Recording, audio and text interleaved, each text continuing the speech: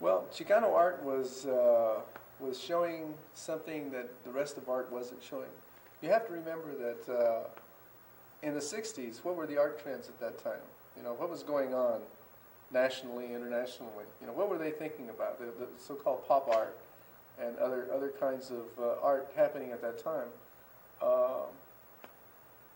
There was the human element, I think, was well hidden. I don't think it was hidden in the work being done by Chicano artists. I think that our everyday existence was being portrayed through Chicano art. I think that the artists were going throughout our neighborhoods and they were feeling things. And these things that they were feeling meant a lot to them.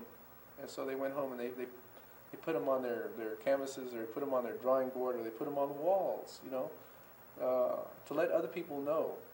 I think basically, or originally, the idea of Chicano art came out through politicization, to create awareness and consciousness, and, if you will, to create a little agitation and propaganda.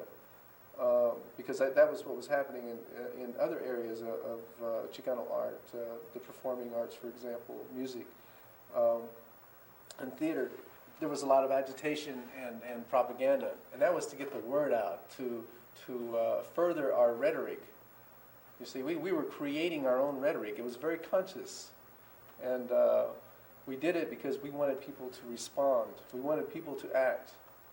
So that was what the artists were doing at first, and in doing so, they began to work out their own images and nuances of the Chicano movement. I mean, their own way of politicizing. Because I think after a while, most people had become political to a certain point of acting, and so thereafter, I think there was more attention to the aesthetic of a Chicano thing called Chicano art. And I think that there were a lot of artists who began to form groups and form centros where they could teach children and other people about Chicano art, to give them the tools necessary. And in doing so, they interacted with themselves, and they had group discussions about what constituted Chicano art.